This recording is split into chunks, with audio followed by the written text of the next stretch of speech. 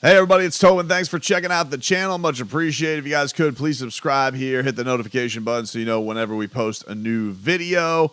And, of course, you guys can watch the Tobin and Leroy Show weekdays, 10 a.m. to 2 p.m. Get that on all your podcast platforms. But if you're a watcher, it's right here on YouTube for you. So you guys can watch all 4 hours. You guys can watch some clips. Although I did forget my damn charger today at the studio, so I was pissed I couldn't edit clips today. Very annoying. I will post clips from today's show and tomorrow's show up there along. But if you want to just go watch the whole thing, I recommend going and watching us laughing over bullfighting. My stomach is still hurting over that. But Heat. All right, so the Heat in the midst of this offseason, still a standoff with Damian Lillard. It has been interesting to note. No memo yet for James Harden, even though he called his general manager a liar. And what does he lie? Did he lie over only saying he would trade him to one team? Did he lie over, a wink deal?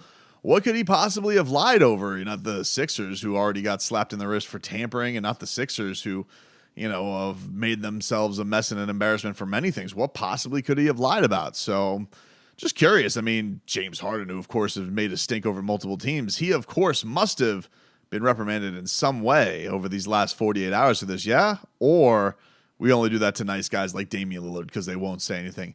The thing that really irks me about it, man, is I know James Harden will take this to another level. I don't know what that means. Like, I saw Ramona Shelburne say that. Oh, James Harden hasn't even started making it uncomfortable. I don't really know what the next level is other than calling your general manager a liar in front of strangers. I don't know publicly. I don't know what another level looks like. But I do know that Damian Lillard was basically handcuffed, not allowed to go to that next level. And I really wanted that next level. I wanted the tell-all podcast with Chris Haynes or Rachel Nichols or whomever that he could just hose down Cronin. But alas, we don't have that. I am interested with the Damian Lillard thing, though.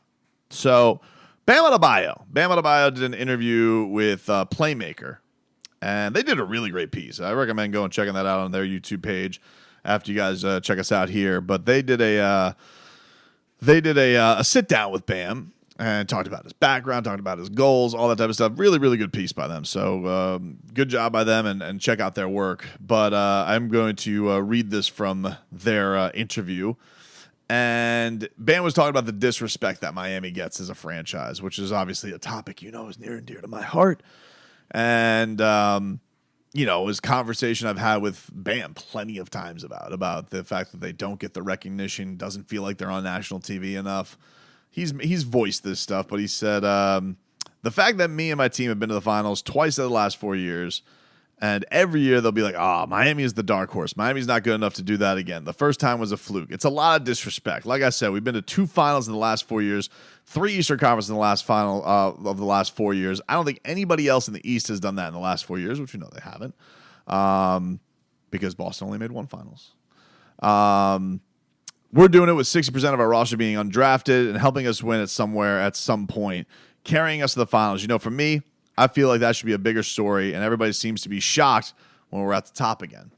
And it is interesting. Like the Miami Heat, we keep doing this thing. Now, I think the thing that probably swayed that this year with Miami was not so much the undrafted part. I think with Miami this year, it was the fact that they did have a we all said it was a very, very frustrating regular season. But I think it was the part where they beat the Bucks the way they did. And you Bucks fans, if they have an adventure over here, you can whine about Giannis's back like he wasn't there for the majority of the time, and that Jimmy Butler didn't, dominate as the best player in that game. Whatever.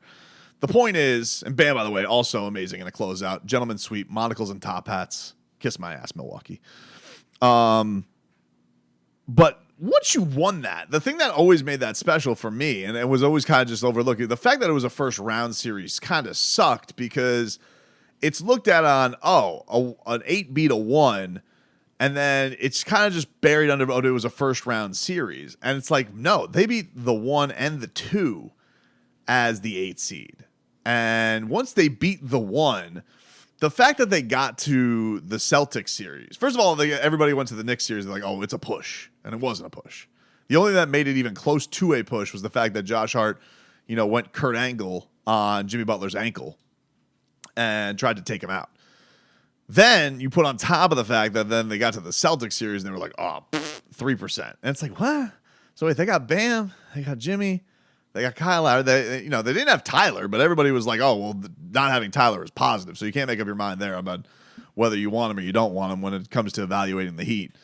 And I just found this, I do find it interesting that the team is looked upon. And even like you saw some of that fluke stuff. And I know that you got to take this stuff with a grain of salt because everything on Twitter gets the same amount of value because it's all tweeted out by Hoops Central or Hoops Legion or NBA Central. And all of the problem with those accounts is not so much that they will use anything and use anybody's work, but it's that when you have that many followers, and congrats to them. I'm not knocking them for having a big following, but when you become an aggregator that has that much stuff, everything that they put out is weighed the same.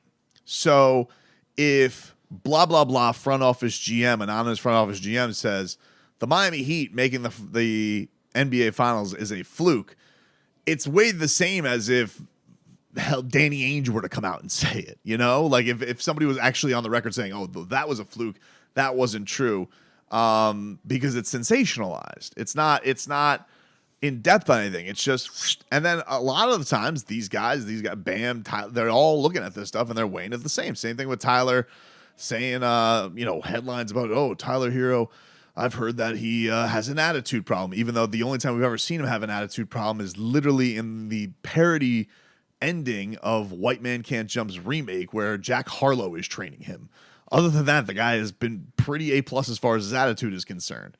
So I find all of that interesting that they do some of this respect. And I'm bringing this about. I'm landing the plane here where it comes to the Dame situation that the NBA schedule gets released on Thursday. And I'm curious for the Miami Heat, who typically get shortchanged on NBA national TV games.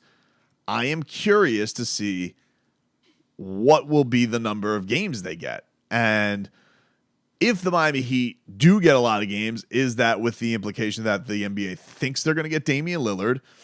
Is that a newfound respect for Jimmy Butler, who clearly has a lot of star power and has a growing star, and Bam Adebayo and his talents and the Heat? Well, does that brand start to get the reflection that it should nationally? Now, I know I don't even have to look. Even if they get Damian Lillard, I know that the Knicks, the Sixers, the Lakers, the Celtics will get more games. I am not, ignorant to that. I know that's going to be the case. But I am curious to see, is there going to be any kind of a bump, and how does that weigh for next season? What is that going to mean for Miami? Because we know, already off the bat, we know that they got a little bit more love because they're put on Christmas. The fact that they weren't on Christmas last year was such a slap in the face. The fact that they made the Eastern Conference Finals and it was decided, we don't want you on one of our most prestigious broadcast days, was crazy. It was a crazy thing. The only team that made the conference finals that didn't get a Christmas game last year. So the fact that they have a Christmas game this year, you're already starting to see that there's a little bit more respect being weighed their way. But even that being said, if they do have a lot more games, I'm curious as to what that means. As far as, does that mean that more interest in them? Because it's not like the ratings were bad at this last NBA. Everyone was, these are going to be the worst ratings. The bubble ratings were terrible, but all of ratings were terrible back then. A lot of people had diverted off sports ratings. Sports ratings were not what they were, especially the NBA, because of the timeline being off. And but that the this year was not that case. So definitely interested to see how it reflects, because I do think that Jimmy, even playoff Jimmy becoming more of a thing, Jimmy being more memeable, Jimmy being a guy that is a guy everybody likes kind of tune in. They like his trash talk. They like his persona. Seemingly gets in a lot of national TV commercials. We saw the reception that he had in China this year for his tour. Would be curious to see. And also just as far as the East is concerned too, not wanting to see him would be kind of crazy to me. But I don't know what it's that. I don't know how much to weigh it. As far as will they get more respect this year, I think if they get Dame, they will. And if they don't, I think everyone's going to kind of go, Like if it's going to be Tyler Hero and Jovic and, the whole Jaime Jaquez, no, I don't think they will. I don't think they'll get that respect. I think that they'll still be overlooked, and they'll tell you about the next steps that the Knicks are going to take, and they'll talk about how could the Knicks get Joel Embiid or Karl Anthony Towns or all that stuff. But I don't think it's going to be a case of they're going to get this overwhelming national respect if they don't get Damian Lillard. And I don't even, I'm not. Maybe they can still go far even if they don't get Damian Lillard because of the young guys they expect to step up with their draft picks and all that type of stuff. But as far as an outside looking in thing, no, I think that people will still go Bucks, Celtics, maybe even the Knicks taking another step if they made a trade. Cavs, you'll have a lot of the dummies out there being wrong about stuff. But yeah, I'm glad that Bam gets to voice his opinion on stuff like this, and it is true. But he also mentioned how he wants to be Defensive Player of the Year, and he wants to get that award. I don't know if you guys saw this. Did you guys see Anthony Edwards, who, of course, Spo? Just keep an eye on it, dude. Keep an eye on that. Keep an eye on Jason Tatum. Did you notice? I don't know if you guys saw this, but D Wade, he liked a Heat versus Haters tweet. Let me see if I can get this.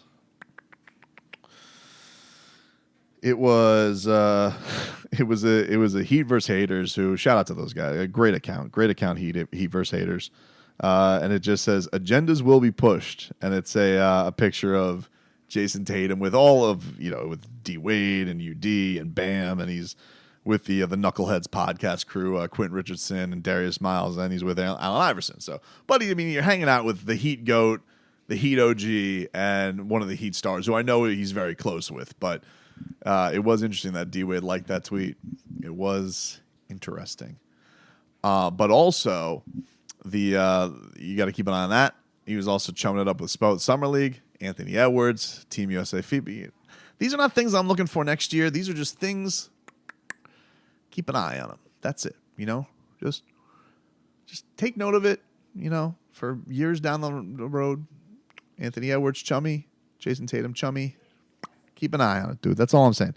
Anyway, Bam Adebayo said when Bam was talking about this interview with Playmakers, he was talking about the Defensive Player of the Year, and he says everybody always looks at the last column. How many points did he score in the game? That's a Spoism, by the way. That's a Spoism to the finest. Spo's always like, oh, everybody always looks at that last line. They don't know, and people forget the other side of the court exists because it's an entertainment business. So for me, it's just that the passion, the mentality. It's just what I've been through. One of those niches that I know I have. I want to get Defensive Player of the Year just so I can have the award. I know that this one is near and dear to his heart. Another one that's become a very big narrative award. 1 year blocks matter, 1 year they don't. The year that Smart won, it was a joke over Bam. The guys who are in the guys that they Mikal Bridges, you watch these teams again, they get a little bit more rub and they're like, oh, well, who's the best defender on that team? And then they kind of run away with it like that. So I do. The thing that pissed me off about 2 years ago is the Heat had the number 1 seed, and the Heat really just got such a lack of recognition. When you are a good team, I think that you maybe should get a little nod in awards. Not always, but like if it's not considered, that's a little bit silly. But last year I kind of got it because the Heat were wonky in the regular season. But in years past, I've just been like, the fact that Bam's never been first team is wild to me. It's crazy. It's a wild, wild thing. But I think he at least needs to get that to put some of it at ease with his mind. But Anthony Edwards dunked on Jaren Jackson Jr. and just goes, he's like, jump. Aren't you supposed to be the Defensive Player of the Year? So Bam would have jumped, Ant. I was just saying. But he's already got a gold medal. It doesn't have to be your silly little World Cup qualifier. That's a gold medalist right there. Anyway, good interview by Playmaker. Go check out it on YouTube and see what Bam had to say. Really, really cool.